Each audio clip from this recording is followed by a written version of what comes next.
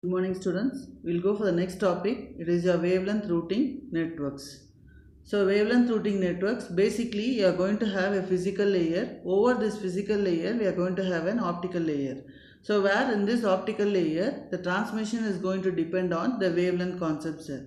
So we say that your optical layer is going to be based on your wavelength dependent concept, where it is going to lie above the physical layer there. So the physically interconnected network is going to provide the wavelength signal service, which is going to be among the nodes, and the service can be either using a single hop or a multi-hop. So suppose for example I am going to have three nodes, a node 1, node 2 and node 3, and this is going to use a fixed wavelength nodes. So fixed wavelength nodes is from node 1 I can have your lambda 1 and lambda 2, and here node 2 again lambda 1 and lambda 2.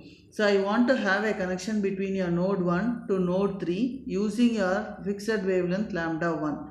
But the available wavelengths that are going to be between your node 1 and node 2 is going to be just lambda 1, and between your node 2 and node 3 is going to be lambda 2. So in that case, when I want to transmit a data from node 1 to node 3 using a lambda 1, I am not going to have a single channel path there.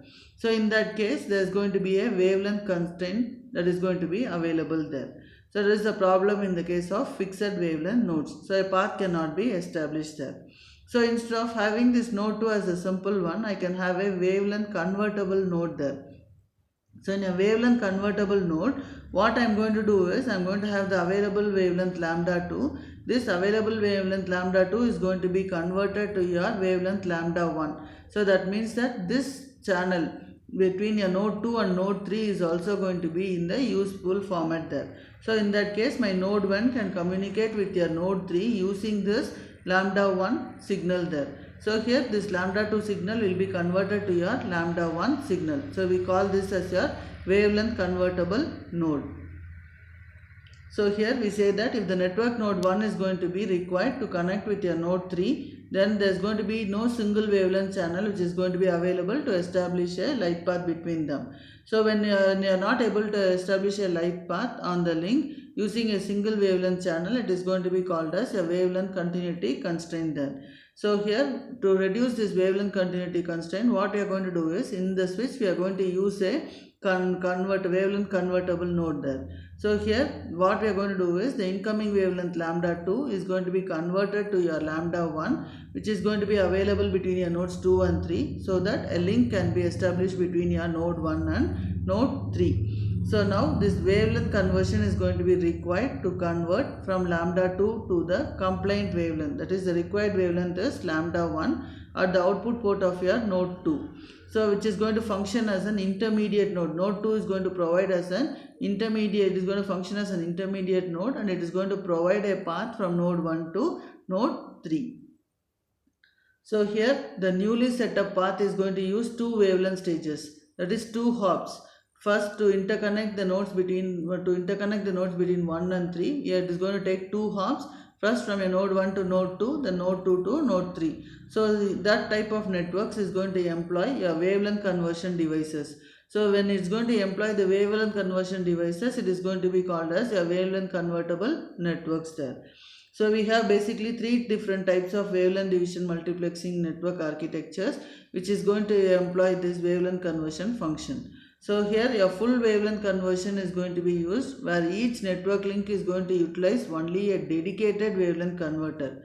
So if the network is going to use only a dedicated wavelength converter, we call it as full wavelength conversion there.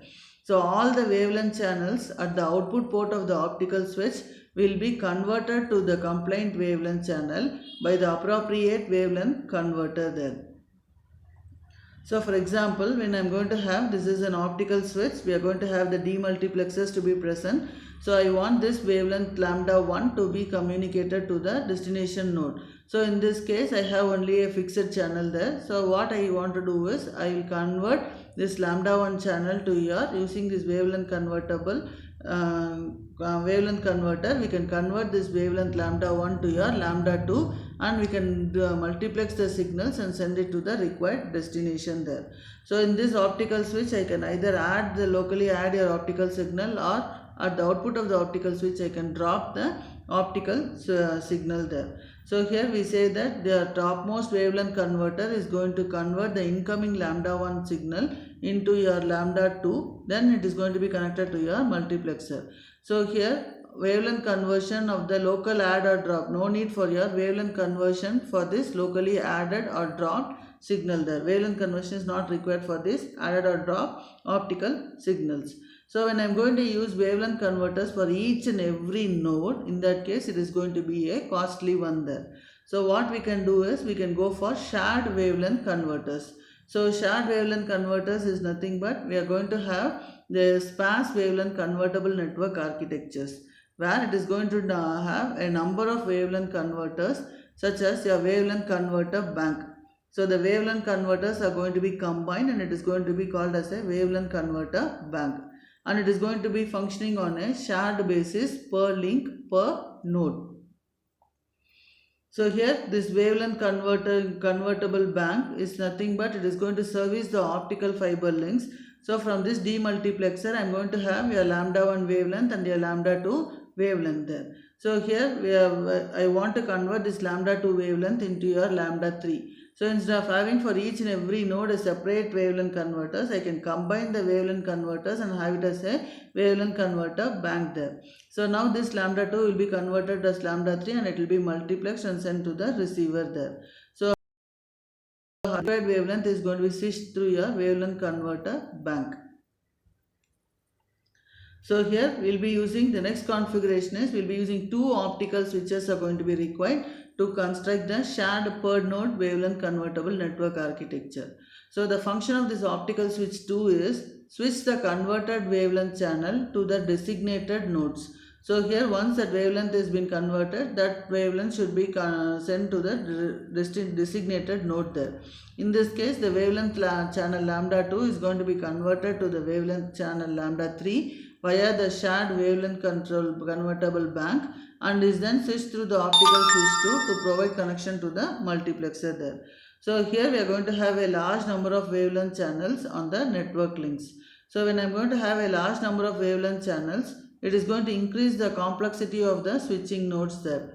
So here in our ordinary optical cross connects where it is going to have a large number of optical channels, so it is going to have a large number of optical channels, then it will increase the complexity of the switching nodes there. So here where it is going to be the signals are going to be switched only at your wavelength levels there.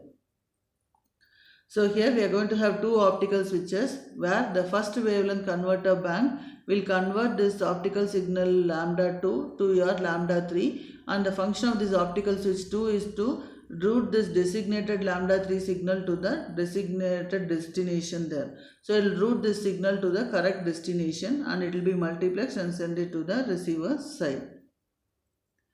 So here we are going to see that when I am going to go for a multi-granular optical cross connects, your complexity is going to increase because the traffic is going to be accessed at multiple levels.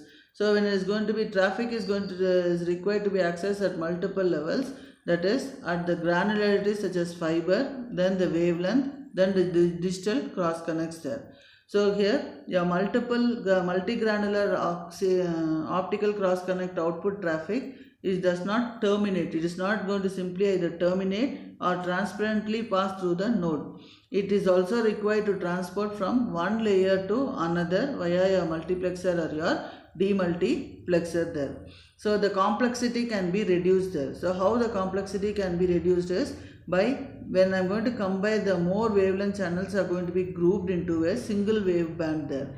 So this single wave band which can be switched to as a unique channel.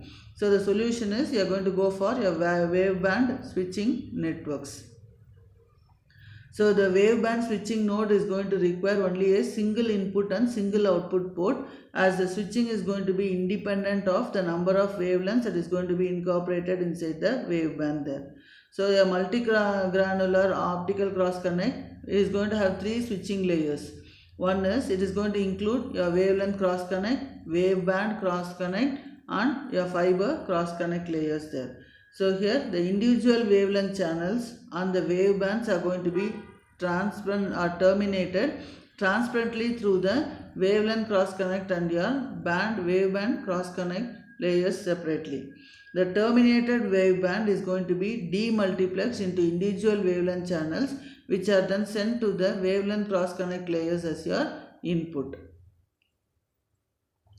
The output wavelength channels at the wavelength cross connect layer can be multiplexed selectively into a waveband, and then it is going to be sent to the waveband cross connect layer as an input there. So here the wavelength cross connect is going to consist of number of wavelength channels, and this it is going to be multiplexed into a waveband, and this from this waveband it is going to be sent to the band cross connect layer as an input there. So the output wavelength channels from the wavelength cross connect layer and the output wavebands which is going to be from the waveband cross connect layers are going to be grouped, and then it is going to be transmitted along the fiber output fiber link. So here we can say that a fiber is going to contain the same wavelength channels as individual channels, and also it can be incorporated in terms of wavebands, and therefore the network control is going to be required to determine which set of wavelength channels is going to be grouped into the particular waveband. So here the advantages is it is going to support a greater number of wavelength channels there. So here when I am going to have, it is going to reduce the number of switches or ports which is going to be available within the network. Suppose for example I am going to have 10 individual fibers, and each fiber is going to carry 1000 wavelength channels there. So that means that totally 100 individual fibers are going to have, each fiber is going to carry 100. That means totally 1000 wavelength channels are going to it is going to carry there. And this 1000 wavelength channels can be grouped in this 100. One individual fiber is going to contain 100 channels. These 100 channels can be grouped in 5 bands. So it is grouped in 5 bands, with each group is going to contain 20 wavelength channels there. Only when a single wavelength channel is going to be intended, that is if I am going to have one single wavelength channel to be dropped or to be added at any intermediate node, instead of multiplexing or demultiplexing all the 1000 wavelength channels, just we can take only the 20 wavelength channel, and then we can add it to that destination there. So in this case, when I want to add or drop, only the 20 wavelength channels will be added or dropped. So we say that when only a single wavelength channel is going to be intended to add or drop at any intermediate node, instead of multiplexing and demultiplexing all the 1000 wavelength channels, only a single band of 20 wavelength channel containing that destination wavelength channel will be multiplexed or demultiplexed without affecting the traffic in the remaining 9 fibers there. So here we are going to have the addition, we are going to have 4 bands out of the 5 in the selected fiber, and it will not be required to undergo multiplexing or demultiplexing to add or drop the single wavelength channel.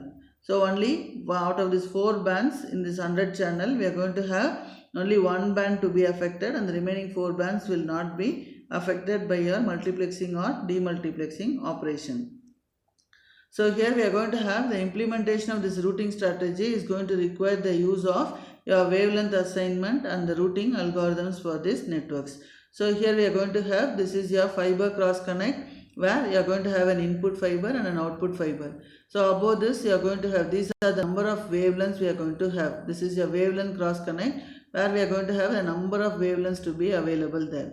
And this is your waveband cross connector. So here we can see that the wavelengths are going to be added up, and here from this wavelength cross connect, if I want to have the wavelengths to be dropped, so what we are going to do is this from this wavelength cross connect, it is going to have the wavelengths. This is called as the wavelength switching layer.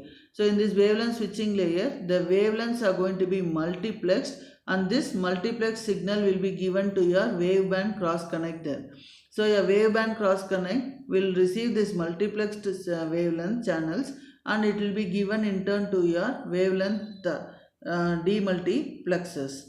And here in this case, this wavelength waveband switching layer, what it will do is this wavebands will be sent to the multiplexer, which in turn will be given to the fiber cross connect. So this fiber cross connect will receive this wavelength multiplexer channels, and then it will give it to your optical fiber there. So here this optical water is going to be the wavelength waveband channels I am going to get, that is going to be given to this demultiplexers. So we can say that this is nothing but the waveband switching layer, and here we are going to have the fiber to wavelength band demultiplexers. So these are nothing but your fiber to waveband demultiplexers there, and this demultiplex signal will be given out of this waveband cross connect, and it will be multiplexed and given to your fiber cross connect, where this multiplex signal will be sent to the fiber switching layer, and it will be gone as the output fiber there. Thank you.